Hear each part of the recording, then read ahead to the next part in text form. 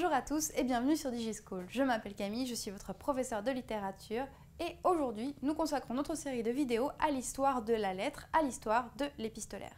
Dans cette deuxième vidéo, nous allons particulièrement évoquer la période du Moyen-Âge.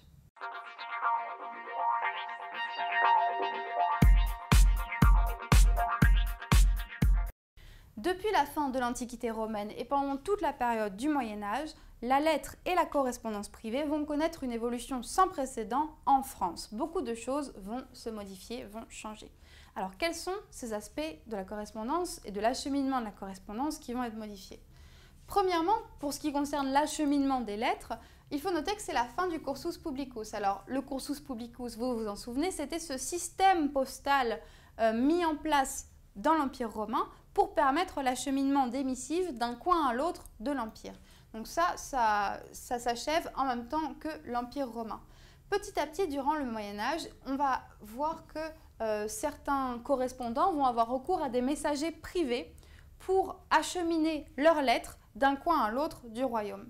Ce système de messagers privés va durer assez longtemps, jusqu'au XVe siècle, où on organise le système postal un peu plus, en créant les relais postaux. Alors les relais postaux, qu'est-ce que c'est? Eh bien en fait, vous avez peut-être croisé ce terme dans un certain nombre de romans. Par exemple, dans Gustave Flaubert, dans Madame Bovary, il y a un relais postal.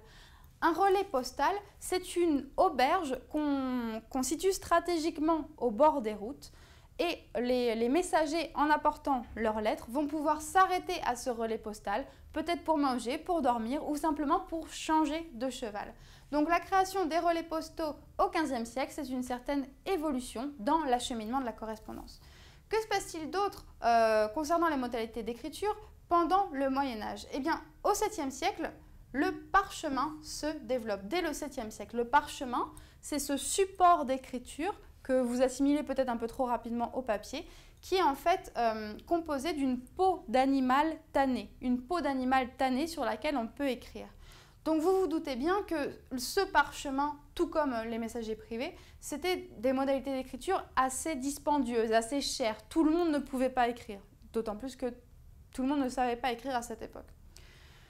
Je reviens aux modalités d'écriture. Au XIVe siècle, il y a une apparition très importante, c'est celle du papier qui va se développer en Europe. Le papier, c'est la possibilité de créer un support d'écriture à partir d'une plante.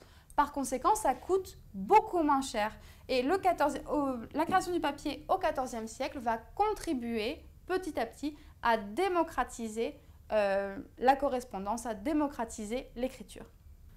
Durant le Moyen-Âge, qui écrit? Alors on avait vu dans un premier temps que les modalités d'écriture assez dispendieuses, assez chères, réservaient l'écriture de lettres, la correspondance, à une certaine classe sociale. Il s'agit bien évidemment des puissants, c'est-à-dire à l'époque, soit les personnes appartenant à la noblesse, soit les personnes appartenant au clergé.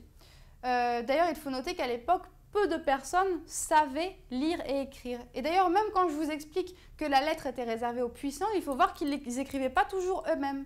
Par exemple, dans la noblesse, le clerc joue un rôle important, c'est-à-dire que les nobles vont confier l'écriture de leurs lettres à quelqu'un d'autre. Ils vont confier l'écriture de leurs lettres à un clerc. Le clerc rédige la lettre et il la fait parvenir au destinataire. C'est comme ça que ça se passait à l'époque. Cette correspondance d'ailleurs, quelle est-elle? Eh bien, encore une fois, au Moyen-Âge, à part donc vers la fin du Moyen-Âge, à partir du XIIe siècle, elle est essentiellement diplomatique et administrative. Les différentes instances administratives communiquent entre elles par le biais de la lettre. Mais cette correspondance, elle commence, je vous l'ai dit, à se diversifier au XIIe siècle et c'est notamment à cette époque qu'on voit apparaître la première correspondance authentique qui fera l'objet d'une publication ultérieure.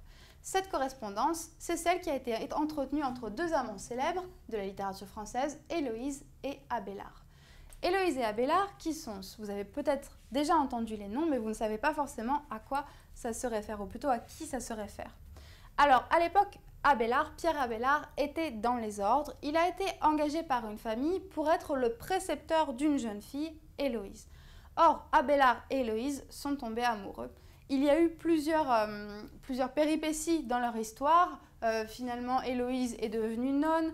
Le pauvre Abélard a dû être châtré parce qu'il n'avait pas été un moine convenable, disons. Ce qui a conduit Abélard justement à publier en 1130 un livre intitulé L'histoire de mes malheurs.